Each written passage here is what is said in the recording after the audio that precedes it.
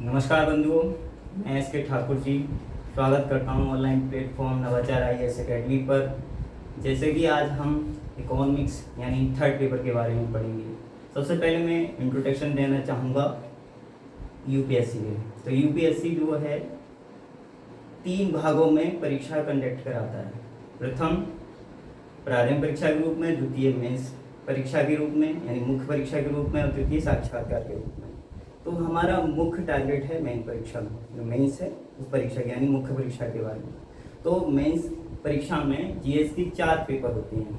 तो उसमें हम तीसरे पेपर के बारे में विशेष चर्चा करेंगे। तीसरे पेपर में जैसे बिंदु हैं, प्रौद्योगिकी है, आर्थिक विकास है, जैव विविधता है, पर्यावरण है, सुरक्षा है तथा आपदा प्रबंधन। तो उसी में जो अर्थशास्त्र आता है तो उस पर हम विस्तृत रूप से चर्चा करेंगे। सबसे प्रथम पहले कि उसका सिलेबस क्या है और किन किन बिंदुओं से एग्जाम में पूछा जाता है, तो इस पर विशेष ध्यान देना है। तो उन्हीं बिंदुओं को हमारे सिलेबस में कौन कौन से भाग दिए गए हैं तो उन पर विस्तृत चर्चा करेंगे। आइए चर्चा करते हैं। जैसे भारतीय अर्थव्यवस्था की विशेषता क्या है, कुछ सामाजिक आर्थिक मुद्दे क्या हैं, जैसे निर्धनता पर हम चर्चा करेंगे, निश्चित रूप से बेरोजगारी क्या है, असमानताएं क्या है इत्यादि पर समग्र रूप में चर्चा करेंगे। आर्थिक विकास क्या है, आर्थिक वृद्धि या समृद्धि क्या है। कभी कभी ऐसा होता है कि वृद्धि और समृद्धि में हिंदी भाषी जो हमारे विद्यार्थी हैं वो कंफ्यूज हो जाते हैं कि अब मान लो एग्जाम है, एग्जाम में अभी तक आपने सिलेबस में वृद्धि पढ़ा और वहाँ आ गई समृद्धि, तो फिर सोचने लगते हैं हमारे विद्यार्थीगण कि समृद्धि लगता है कोई और ही टॉपिक है।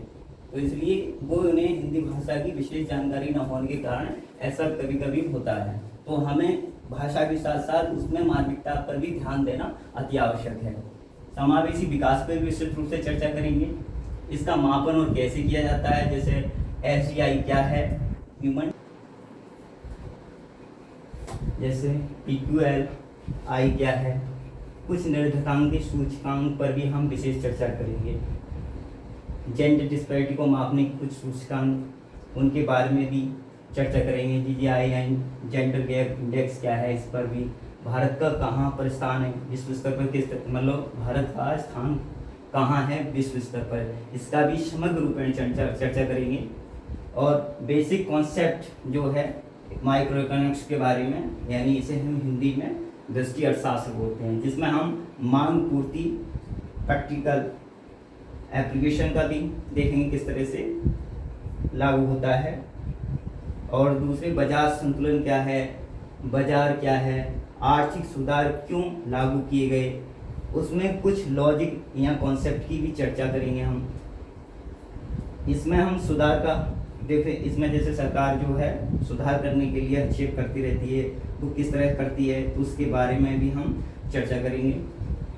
समाजवादी पूंजीवादी में क्या समस्या है, यानी समाजवादी और पूंजीवादी में क्या समस्या है, क्यों और कौन सा उचित है, भारत के संदर्भ में कौन सा अपनाना चाहिए, इसके बारे में भी हम समग्र रूप में चर्चा करेंगे।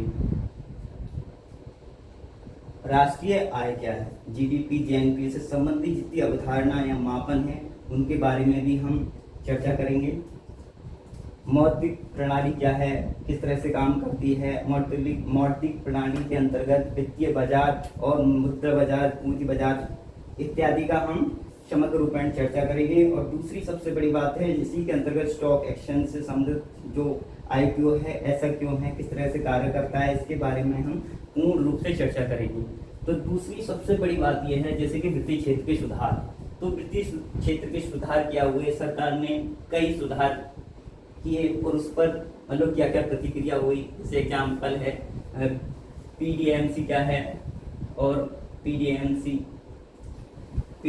और FDMC के बारे में भी हम चर्चा करेंगे। कर आरोपण क्या है, बजट क्या है, कम कर में बहुत सारे परिवर्तन किए, किस तरीके मतलब परिवर्तन किए, और कर प्रणाली का बदलता स्वरूप के बारे में भी हम देखेंगे। और अधिकांश करों के स्थान पर GST किस तरह से, जैसे कि पहले बहुत सारे कर हुआ करते थे तो उनमें से अधिकांश जो GST ने उनका स्थान ले लिया, करों में सुधार किस तरह हुआ। और एग्जाम्पल जैसे हम डीसी की ओर बदलती हुई सरकार की सहभागिता के बारे में चर्चा करेंगे। मोदी अर्बन समिति जो बनाई गई थी इसी देश पर थी, और राष्ट्रीय सुझाव क्या है, गार को लागू किया गया, इस पर हम चर्चा करेंगे। सरकार बजट क्या है, सरकारी बजट क्या है, घाटे और घाटों का इम्प्लीकेशन क्या है, ट्रेड राजकोषीय उपाय क्या है, FRM रिव्यू कमेटी जैसी कई समितियां बनाई गई थी, तो उन पर भी हम विस्तृत रूप से चर्चा करेंगे। मुद्रा के कार्य, उसके कार्य क्या हैं, मुद्रा पूर्ति क्या है, M1 M3 क्या है, रिजर्व मुद्रा M0 क्या है, इसके बारे में भी हम विस्तृत रूप से व्याख्या करेंगे। मुद्रा गुणांक क्या है, मुद्रा का नियमन किस प्रकार होता है, भारत में मिनिमम रिजर्व सिस्टम RBI व उसके कार्य क्या हैं, RBI किस तरह से कार्य करती है और उस बैंकों पर उसका किस तरह से नियंत्रण होता है। मौद्रिक नीति में हम CRR पढ़ेंगे, SLR भी पढ़ेंगे, रेपो रेट के बारे में पढ़ेंगे, रिवर्स रेपो रेट के बारे में पढ़ेंगे। RBI ने प्रयोग किए और अभी तक मौद्रिक नीति में क्या सुधार करे, तो उसके बारे में भी हम व्याख्या करेंगे इसके बारे में। मौद्रिक नीति समिति क्या है, MPC और RBI एक्ट अमेंड 2016, इसके बारे में भी हम चर्चा करेंगे। इन्फ्लेशन टारगेटिंग क्या है, एडॉप्ट कर लिया गया क्या, क्यों, कैसे, इसके प्रावधान क्या हैं, इसके बारे में भी हम चर्चा करेंगे। अब फिर के बाद RBI की स्वायत्तता पर कुछ प्रश्न चिन्ह क्यों उठे, कितनी होनी चाहिए, कैसी होनी चाहिए, इस पर भी हम चर्चा करेंगे। भारत में बैंकिंग का उदय क्या है, राष्ट्रीयकरण व सुधार किस तरह हुए, नरसिंहा कमेटी से लेकर अभी तक जितनी भी कमेटियां बनी हैं, जैसे एग्जाम्पल में हम ले सकते हैं जैसे कि विजन एक्ट है, मिशन इंद्रधनुष है, इत्यादि के बारे में भी हम चर्चा करेंगे। NPA क्यों बढ़े और सरकार के उपाय बस समस्या क्या थी, तो इसके बारे में और जानेंगे हम। वित्तीय संस्थान कितने प्रकार के होते हैं, गैर वित्तीय संस्थान जैसे कि नाबार्ड और सिडबी के बारे में भी हम चर्चा करेंगे। ये तो हमारा छोटा सा मतलब संक्षिप्त में एक सिलेबस था। तो उसके बाद जैसे कि और भी हमारे कुछ टॉपिक्स बचे हैं वो भी कवर करेंगे, जैसे एग्रीकल्चर, इंडस्ट्री, और इंडस्ट्री में जैसे कि 1948, 1951 ऐसे फॉरेन ट्रेड के बारे में, मनी बैंकिंग इत्यादि, जैसे इंटरनेशनल ऑर्गेनाइजेशंस हैं, प्लानिंग कमीशन है, इनके बारे में भी हम आगे चैप्टर में डिस्कस करेंगे। सबसे बड़ी बात यह है जैसे कि हमारा ये रहा छोटा सिलेबस, तो सिलेबस जो ज़्यादा से ज़्यादा उठाया गया है, मगर जैसे ही हम कक्षा हमारी शुरू होंगी तो लगभग कक्षा में जैसे चैप्टर 21 से 22 चैप्टर होंगे, तो उनमें ये पूरी तरह से कवर अप करेंगे हम। तीसरी सबसे बड़ी बात यह है कि जब हम पढ़ेंगे तो एक क्रमबद्ध तरीका से पढ़ेंगे, जिससे कि देखो जो इतिहास या ज्योग्राफी है या और कोई अन्य पॉलिटी है, तो उनके लिए समझने के लिए कॉन्सेप्ट की आवश्यकता नहीं होती है विशेषता, मगर ये जो इकोनॉमिक्स है, तो इकोनॉमिक्स जो है वो समझने का विषय है, रटने का विषय नहीं है। और कभी कभी विद्यार्थियों को ऐसा लगता है कि हमें आंकड़े ज़्यादा याद रखनी चाहिए या नहीं करनी चाहिए, तो उसके संदर्भ में बस एक ही बात कहूँगा कि हमें डाटा उतना ही याद रखना है जितनी की हमें आवश्यकता है, कि जो डाटा बेस बदलते रहते हैं उनको नहीं, जैसे एक बेसमेंट डाटा ही प्रयोग सेट में हमें रखना होगा, जिससे कि हम जो आने वाले एग्जाम हैं या मतलब हमें डाटा याद करने में समस्या ना हो, तो इसकी हमें विशेष जानकारी रखनी चाहिए। जैसे कि तीसरी सबसे बड़ी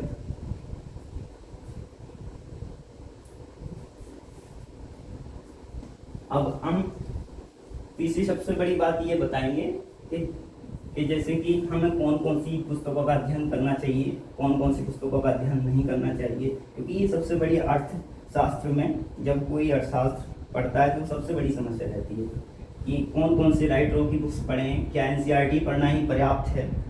तो NCERT ज़्यादातर लोग, जितने भी लोग हैं मतलब जो हमारे टॉपर रह चुके हैं, तो वही यहाँ आने वाले जितने हमारे टीचर्स लोग हैं या अनुसंस्थान के लोग हैं, तो वो सभी केवल NCERT पर ही फोकस करते हैं कि NCERT पढ़ो, NCERT पढ़ो। तो एनसीईआरटी क्या अर्थशास्त्र के लिए पढ़ना पर्याप्त है? नहीं, क्योंकि देखो सबसे बड़ी समस्या आती है कि इकोनॉमिक्स के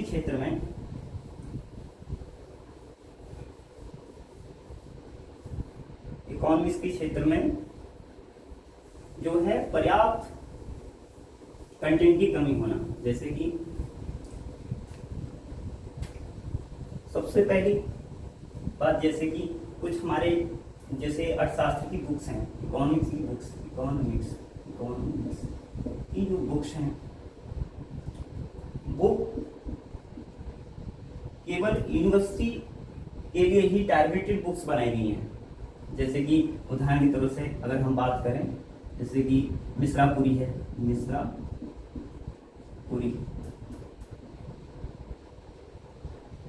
दत्त सुंदरम है,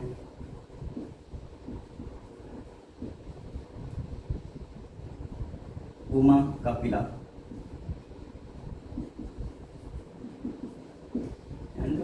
इनमें क्या कमी है?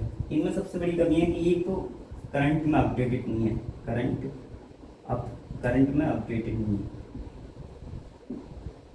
और दूसरी बात इसमें बेसिक कॉन्सेप्ट की कमी है, बेसिक कॉन्सेप्ट की कमी है। तो इनसे विद्यार्थियों को जो चाहिए यूपीएससी लेवल का वो नहीं मिल पाता है। तीसरी बात, जैसे कि जो कंपटीशन बेस्ड जो पुस्तकें हैं, जैसे कि अगर हम बात करें लाल की बात करें, चाहे रमेश सिंह की बात करें, चाहे संजीव वर्मा की बात करें, तो ये जो है पूरा कॉन्सेप्ट बेस्ड तो है मगर उतनी पर्याप्त नहीं है। तो एनसीईआरटी की बात करें तो यूपीएससी सिलेबस के अनुसार मात्र 1/3 भाग ही कवर हो पाता है, लगा लीजिए। तो उसमें पढ़ने को विद्यार्थियों को बोला जाता है कि हमें एनसीईआरटी की 9th, 10th, 11th, 12th की पढ़नी चाहिए, जबकि इतनी कंपलसरी नहीं है। इसमें हमें जो पढ़नी है 11th की पढ़नी है ज़्यादातर, क्योंकि 11th की जो है यूपीएससी बेस्ड होती है, ज़्यादातर संभावना बनी रहती है। तो इसमें अगर इंटर की बात करें तो इंटर मतलब 12th में मैक्रो और माइक्रो इकोनॉमिक्स, तो सबसे ज़्यादा बड़ी भूमिका जो है मैक्रो इकोनॉमिक्स की रहती है माइक्रो की नहीं। अब मैक्रो की इसलिए नहीं होती है क्योंकि हम थोड़ी जितने भी हमारे 20-22 चैप्टर्स हैं तो उसमें हम थोड़े ही जैसे बात करेंगे, जैसे मांग पूर्ति पर बात करेंगे, और यहाँ पर बाजार क्या है, बाजार का निगम किस प्रकार होता है, तो इस पर ही हम विशेष चर्चा करेंगे। बाकी और किसी चैप्टर में माइक्रो इकोनॉमिक्स की कोई आवश्यकता नहीं पड़ेगी, मैक्रो इकोनॉमिक्स पर विशेष ध्यान देना है। तो इसलिए अगर हमें दृष्टि से देखा जाए तो हमें 11th और 12th की मैक्रो इकोनॉमिक्स पढ़ लेना चाहिए, क्योंकि इससे विशेष कॉन्सेप्ट हम मतलब क्लियर कर सकते हैं। और आगे ये तीसरी बात ये, चौथी बात ये, जब हम अध्ययन करें तो अध्ययन करते समय कौन कौन से सोर्सों का प्रयोग करना चाहिए, ये भी तो हमें जानकारी होना अति आवश्यक होगी। जैसे कि अगर जो मतलब विशेषता इकोनॉमिक्स में इंटरेस्ट रखते हैं तो उनके लिए मतलब जो यहाँ से हम सोर्स उठा सकते हैं, जैसे कि इकोनॉमिक सर्वे है। इकोनॉमिक सर्वे मतलब बजट से पहले आता है, और बजट भी दे सकते हैं, पीवीआई वेबसाइट पर जाकर भी देख सकते हैं, न्यूज़पेपर भी उठा सकते हैं। तो इनसे हमें इकोनॉमिक्स की जो अपडेटेड जानकारी है वो मिलती रहती है। अब हम चर्चा करेंगे जैसे कि इकोनॉमिक्स है क्या, इकोनॉमिक्स की क्या परिभाषा है, इकोनॉमिक्स का वास्तविक अर्थ क्या है। जैसे कि इंग्लिश की टर्म इकोनॉमिक्स है, इंग्लिश के टर्म इकोनॉमिक्स, देखो ये 2 शब्दों से बनकर बना है,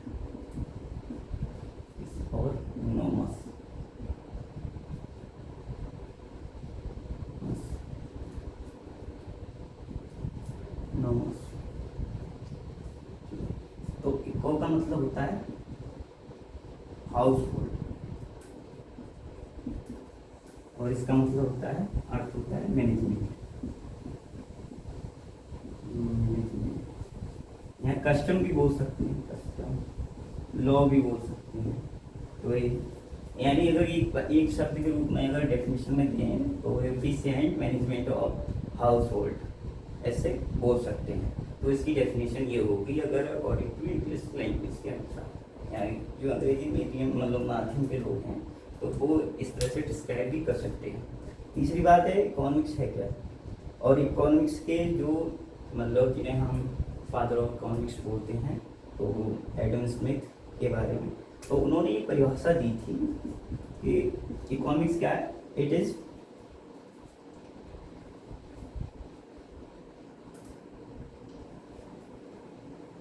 वेल्थ ऑफ साइंस। तो वेल्थ यहाँ पर जो है, वेल्थ का मतलब यहाँ पर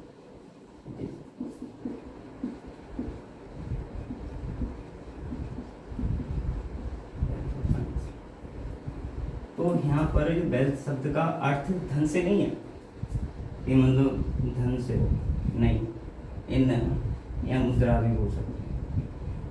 तो यहाँ पर केवल वस्तु सेवाओं से मतलब है इसका अर्थ, वस्तु सेवाओं से। तो अगर हम बात करें तो इकोनॉमिक्स जो है वो साइंस नहीं है बल्कि सोशल साइंस है। इसलिए अगर हम डेफिनेशन की परिभाषा में बात करें तो जैसे कि वस्तुओं सेवाओं का पहले उत्पादन करना, फिर सही तरह से उसका वितरण करने की प्रक्रिया को ही हम क्या बोलेंगे, अर्थशास्त्र है। और अर्थव्यवस्था, तो इसका जो क्रियाशील रूप होगा वो अर्थव्यवस्था कहलाएगा। अर्थव्यवस्था की दो शाखाएं होती है, एक व्यष्टि शास्त्र, दूसरी समष्टि शास्त्र। तो वो व्यष्टि शास्त्र और समष्टि शास्त्र में इतना ही अंतर है, जैसे कि व्यष्टि और समष्टि।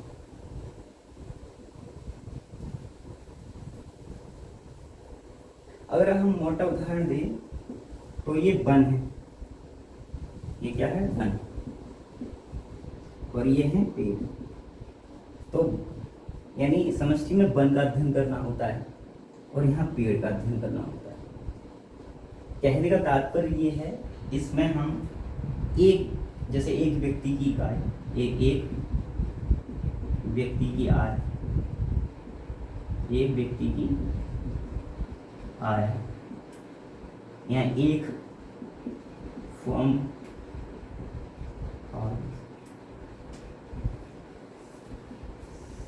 का उत्पादन,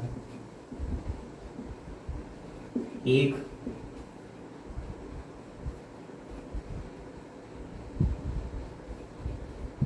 फॉर्म का, यानी एक व्यक्ति की आय और एक फॉर्म का उत्पादन, तो इत्यादि का हम अध्ययन करेंगे। तो ऐसे भी बोल सकते हैं कि एक यूनिट आर्थिक, यानी एक आर्थिक यूनिट इकाई का अध्ययन किया जाता है। और दूसरी समष्टि में यहाँ हम जो चर्चा करेंगे, अध्ययन करेंगे योग व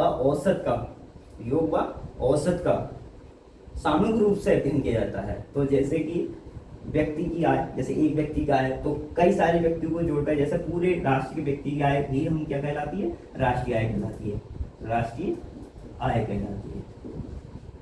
जैसे एक फॉर्म का उत्पादन और बहुत सारे फॉर्म का जितने भी देश के अंदर हैं तो उसको जीडीपी बोलेंगे। जीडीपी यानी सकल घरेलू उत्पाद।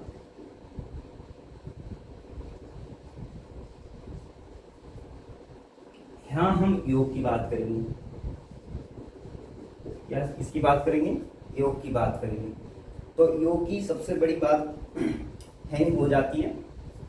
तीसरी बात यह है, जैसे कि हम इस पर विस्तृत चर्चा और जितनी भी और चर्चा करेंगे, जैसे कि इतिहास मतलब जो इकोनॉमिक्स के और जो मापदंड हैं उनके बारे में विस्तृत चर्चा हम अगले जो आने वाले हमारे जो प्रथम चैप्टर होगा उसके बारे में। ये तो हमने केवल कॉन्सेप्ट बेस्ड बता दिया कि इकोनॉमिक्स किसे बोलते हैं, इकोनॉमिक्स की कितनी शाखाएं हैं, इकोनॉमिक्स में आर्ट मतलब इकोनॉमिक्स यानी अर्थव्यवस्था और अर्थशास्त्र में क्या अंतर है। तो इसके बारे में, जैसे कि इकोनॉमिक्स जो होती है वो थ्योरेटिकल होती है, अगर हम इन फ्लो लैंग्वेज बात करें तो प्रैक्टिकल। तो और जो अर्थव्यवस्था यानी इकोनॉमी होती है वो होता है प्रैक्टिकल फॉर्म। तो तीसरी सबसे बड़ी बात यह है, जैसे कि हम अध्ययन करने के दौरान एक बात और देखते हैं कि इकोनॉमिक्स और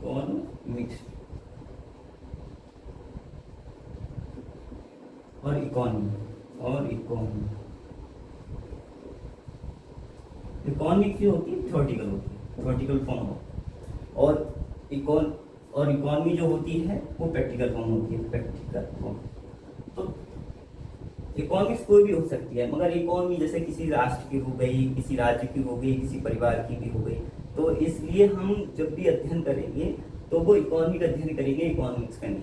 तो इकोनॉमिक्स तो एक आधार भूमिका बनेगी, और विशेषता हम इंडियन इकोनॉमी के बारे में पढ़ेंगे। तभी हमने जो आपको एनसीईआरटी के बारे में बेस्ट बताया था कि हमें 11th की पढ़नी है, तो उसमें क्या है, उसमें यह है इंडियन इकोनॉमिक डेवलपमेंट के बारे में, यानी भारतीय आर्थिक विकास के बारे में। तो उसमें विशेष रूप से हमें बहुत अच्छे पॉइंट टू पॉइंट पढ़ के बाकी बात जो कुछ विशेष अंतर मतलब जो परेशानी हो या जो समस्या है तो उसका हम समाधान करने की पूरी चेष्टा करेंगे। और आने वाले चैप्टरों में हम इकोनॉमिक्स को केवल आंकड़ा या डाटा बेस्ड ही नहीं रखेंगे, उसके साथ साथ उसका क्लियरिफिकेशन किस तरह से होता है, उसको हम करंट से कैसे जोड़ के चलें, इसके बारे में भी विशेष ध्यान देंगे। कि जैसे कि करंट ही मतलब इकोनॉमिक्स से कहने का मतलब ये बोल सकते हैं, जैसे कि हमारी आने वाली तीसरी सबसे बड़ी हमारी पढ़ाई की सबसे बड़ी विशेषता ये रहेगी कि हम जितना भी पढ़ेंगे तो उसको हम एक तो आने वाले जो पीछे विगत प्रश्न पत्र आए हैं हमारे इकोनॉमिक्स के यानी अर्थशास्त्र के, तो उनसे हम इंटरलेट करेंगे, और दूसरी बात जो करंट में चल रहा है उससे हम उसको जोड़ के चलेंगे।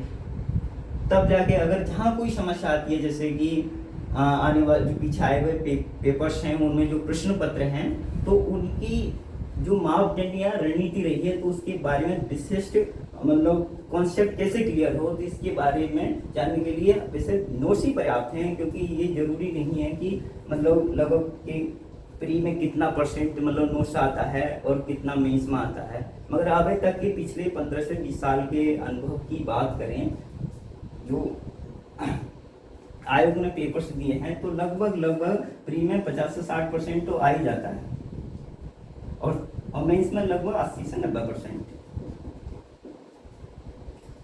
हाँ, वो अलग बात है कि 16-17 के मतलब पेपर्स के दौरान उतना नहीं आया था जितना कि हमें अपेक्षा रखी थी, मगर फिर भी उसकी जो कट ऑफ जब 50 से ऊपर नहीं गई थी, तो ये भी एक सबसे बड़ी हमारी लाभ की श्रेणी में गिना जा सकता है।